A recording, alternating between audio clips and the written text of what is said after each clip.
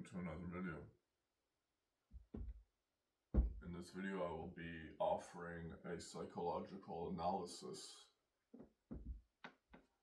into choice or orientation, because that is the core root of what separates sin from innocence. You see, now an orientation is essentially the way you are brought up. It is how you are raised. It is how you are groomed to find your likings according to where you learn to perceive in the eyes of love the orientation you choose to find. Or do you choose to find it?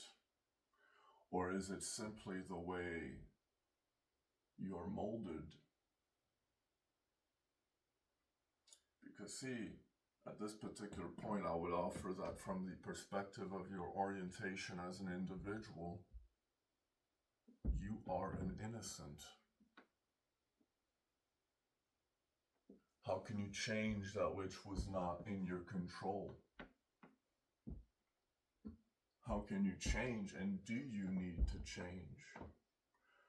Because in the idea of accepting one's sins and being purged through a baptization, you're now faced with yourself, which you might say, my orientation is not a choice. Or is it a choice? To repeat the sin of that orientation and push it beyond yourself. If that orientation caused you a negative experience, and now you are actively placing the choice of taking that innocence away from another, then I would agree that yes, that orientation now in this perspective is a choice, which now begins the rise of sin. But now you see, if you wish to understand sin, you need to understand free will. In the understanding of free will, you are given choices in life, disciplines, acts of definitive options. You are faced, and you are now guided by your parents as you grow up. And they have raised you with a certain value, if they have done a good job. Which now, if you go beyond into your adulthood, if your parents have done a good job in your own moral conscience, you can actively make better choices for yourself. But have your parents themselves made healthy choices in themselves? And the pattern now goes up the lineage, which now you as the child are here and now.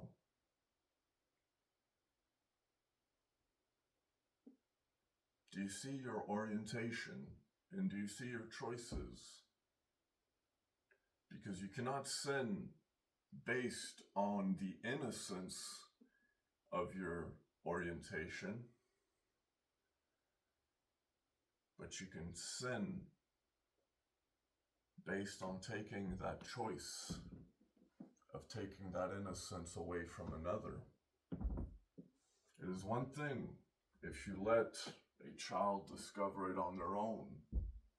It is another if you, as an individual, whether they are an adult,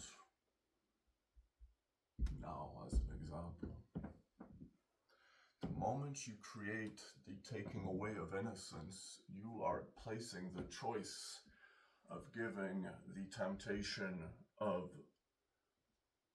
that perversion and now you place it upon another. In the idea of orientation, it is one thing to be one with your own kind. It is another to make another of your kind. And so, is being gay a sin? Based on the psychological analysis that I have placed, I would argue that no, it is not. Because every child is a child, and love is love. But in the idea of pushing perversions is when we enter the land of sin.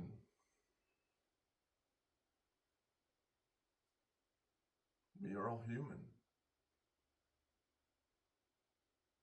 I can't tell you this is another form of love that's greater than this, but I can tell you a higher form of love. And that is the moment you accept yourself. No matter who you are, no matter your orientation, and no matter the choices you have made in your life. That is the beauty of a baptization. And that does not mean that you are seen in a negative light before God. It is simply meant to allow you to accept yourself for who you are and learning to be who you are. Because that's all God wants for you. That's what God's greatest gift is. It's free will. You're free to do as you please. But you must realize now that your actions have consequences if you don't use your heart behind your actions.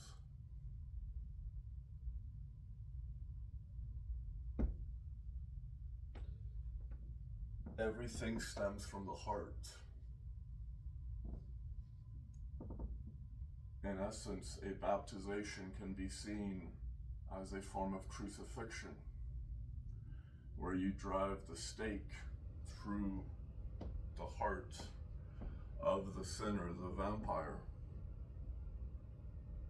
that which you now slay, the dragon of chaos, that which has made you become the sinner,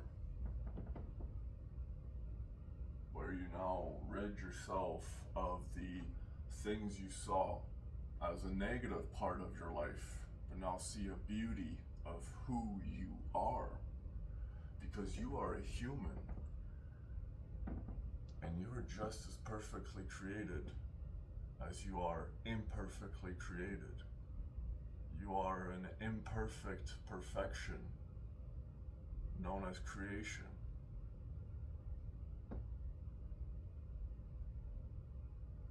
Welcome to the garden.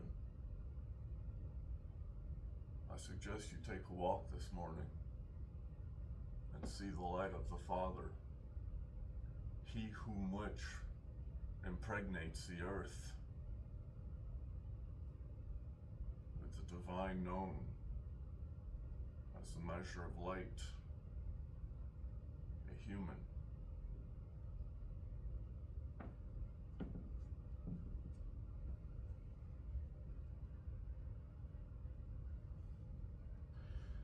And one more thing before I go.